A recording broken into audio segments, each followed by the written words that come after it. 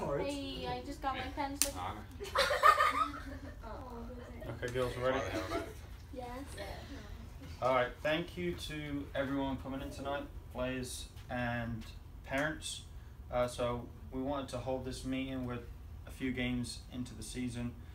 So we just kind of wanted to discuss the objectives for here till the end of the fall season. So the list we're going to go through are on the field individual goals, on the field team goals, off the field goals, and then our team behavior guidelines on the field and off the field. So the first thing we're going to look at are individual goals, and this is specific to you. So by tomorrow, what I want you girls to do is have a really good think about 5 to 10 specific goals that you want to work on from now until the end of the season. So on here, as you can see, you can choose goal from the 4 different components of soccer. So you've got your technical skills to work on, your tactical awareness, your physical, your athleticism, and then the mental side of the game. We tend to forget about that, but that's really important to be prepared. So just examples. I'd say the majority, I want you to choose the technical skills. So choose at least 5 technical skills that you really want to work on, and then you can choose from the other ones. So if you want to get a little bit stronger, that'll come from the athleticism, push-ups, pull-ups, things like that. If you want to work on tactical awareness, the one I listed on here is cover your teammates quicker. That's something on the field, right, that you have to see. So have a little think about it tonight, and then hand those in tomorrow. Any questions on that? Understand? Sammy, we got it? Yeah? You zoned in tonight, I like it. Okay, team goals. On the field team goals. This is what you're going to work on we've got 9 in 3s right now. Okay, you've got a couple minutes. I want you to come up with 3 team goals from now till the end of the season. Okay, so 3, 3, and 3. Off we go, yes. You can discuss. You can discuss. Being able to connect passes. Yeah, and then talking more too. Moving out. I'm scared about that. Okay, wait. So, connect passes. And then, move into space. Move off the ball. Yeah. And It's so hard to bend over in this chair. What'd you say?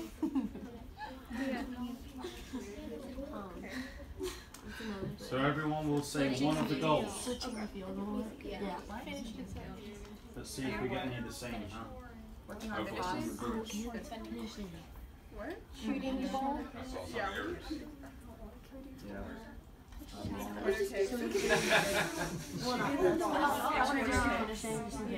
Some more Yes. What'd you say? Alright, you think we Okay. A few more seconds. So large. Why? You can make it small. Okay, we're ready? That's a you. That's All right, we'll start with Emma.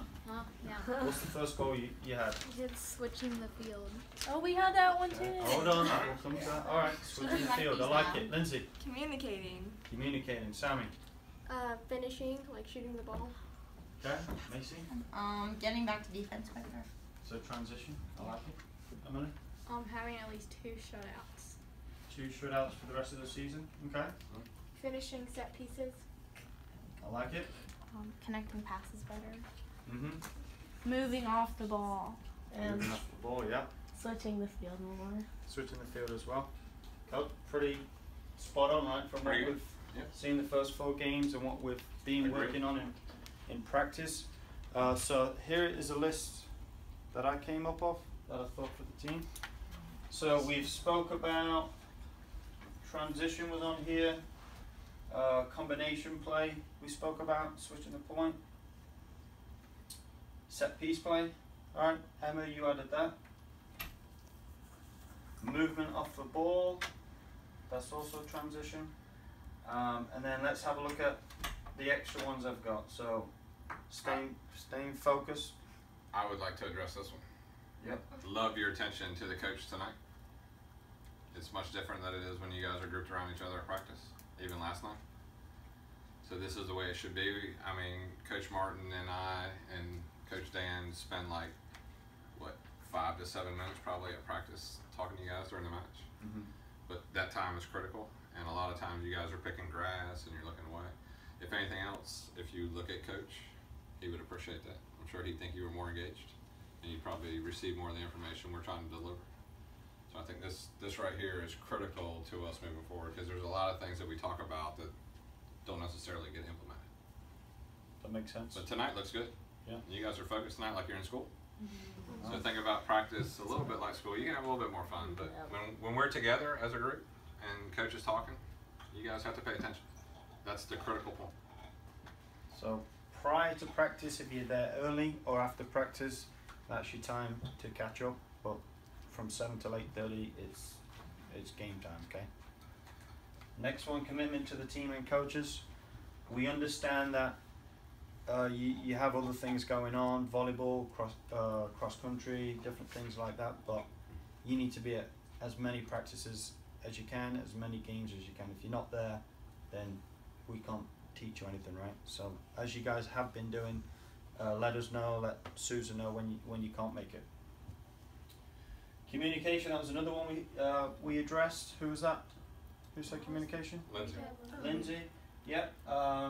So not just communication, right? What kind of communication? It's more communication, specific communication, positive communication. I've put on here, it's okay to demand from your teammates. If someone's not working hard, being lazy, then you got to tell them. That's not being mean or critical. It's something you have to do. Okay, it'll make your job easier if your teammate's working hard. But negative communication, that's like, Lindsay hit a shot and totally whiffed it, and then 10 teammates are saying, "Oh, Lindsay, that was a terrible shot." She knows it was a terrible shot, right?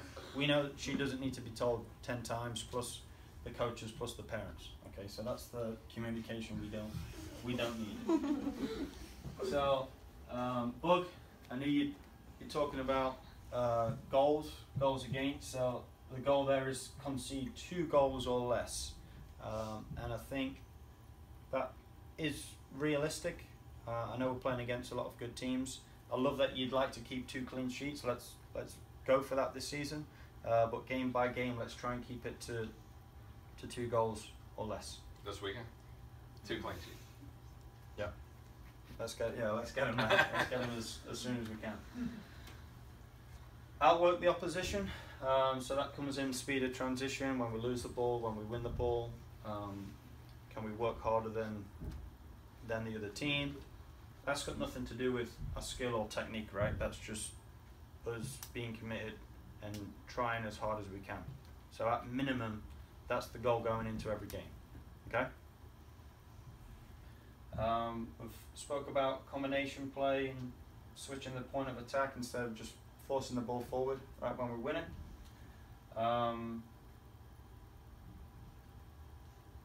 Compete to the final whistle in every game. If we're 6-0 down, doesn't matter. Okay, we're not putting our heads down. We're going for the full 80. Okay. And then the last one is I wanted to address is continue building that team camaraderie. You girls have known each other for a long time. It's great that we don't see any cliques with the girls, and we want to continue to see that by doing stuff off the field as well as on the field. Any questions there? Are they pretty good goals for us for the season? This one here. No more of those? Eminem addressed that one, yeah? Yep. So definitely That's critical. set pieces. We give up 1 a game basically, right? If you think about our 5 matches. So put that in the back of your mind. Okay, team goals off the field to improve performance. Hands up if you can think of something that can help your performance on game day or practice.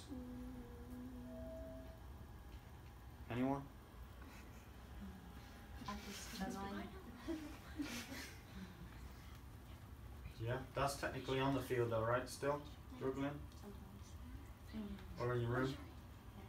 Anyone else? Visualizing. You have to see it off the field to do it on the Correct. So that's the mental side of the game, right? So preparation by using some sports psychology we'll be working on next week as well. Correct. So these are some that I put down. So the one Jackie said, improve preparation. It's important to rest. Sleep is so important, not just for soccer, but for school and everything you do in the daytime. So make sure if we've got a game Saturday, we've got a game Sunday, you get to bed early. You got that? Yeah? Improve nutrition, that's important as we're getting older. Alright, we've got to get away from the junk food, the fast food. No Chick-fil-A. Right. Yeah, done. Don't tell Ryan Duty that. once a week. So especially the day before game day and on game day, you've got to fuel. Okay, you've got to get the right stuff in and you've got to hydrate. Watch more soccer games. Who enjoys watching soccer games? You all enjoy watching soccer games? Good. Well, let's have a goal of watch at least one game a week of soccer. I watched last night. I watched it before. So we actually- And, We're and I putting want extra to on and I want table to encourage you package girls so we to can watch. watch It's it. probably Yeah. better Yeah. for you to watch women's game because it builds up a little bit slower, so you can follow the game a little bit. If you start watching guys soccer, they do a little bit more technical things that sometimes it's hard to follow. But women's soccer is very good to watch. I encourage my guy players when I coach to watch them as well because it's good soccer and it builds up a little bit slower, so you can kind of see what they're doing and why they're doing it. So I'd encourage that. And then we spoke about the team bonding off the field. And then after practice and after games, on the drive home, have a little think about how you did in practice, what you did well, and what you could have improved on. So that's the self-reflection part. And as coaches, we do the same. Okay, we think about how the session went and how we can improve it.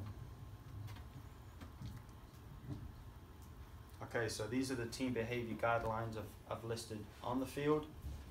So correct uniform, everyone's wearing a white shirt tonight, fantastic.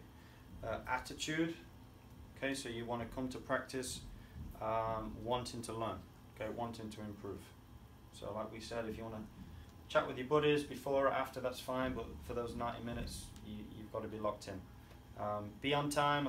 I know things come up with parents because you guys can't drive with work and things, so just let us know, we understand that, but don't be consistently late for practice. Okay, try and be there early if you can. Respect everybody around you, coaches, your teammates, opposition, referees, parents. Even if you're getting some talk from the opposition, that's fine. They're out the game if they're worried about you, right? So you've got to focus on what we're trying to do. If you hear parents yelling at you from the opposition parents, don't worry about it, right? That's something we'll address. Okay? That's not the player's responsibility. Always arrive with clean shoes, cleats. Okay. Who cleans their own boots here after games? Anyone? No? Good Okay. question. The grass off. Do parents clean your boots? No. No. They just stay Okay. dirty. So they just stay dirty. Well, I like clean them out the window of the car on the way here. Okay. We're gonna start inspecting the cleats. Okay. Especially before games. Okay. Take pride in what you wear, right? And then the last one, I want to implement starting tonight by shaking hands as you arrive on the field, and we'll shake hands at the end. Okay. Okay. Off the field, I've just listed 2 things here that we want to make sure you girls, you're all successful off the field as well. So school's the priority.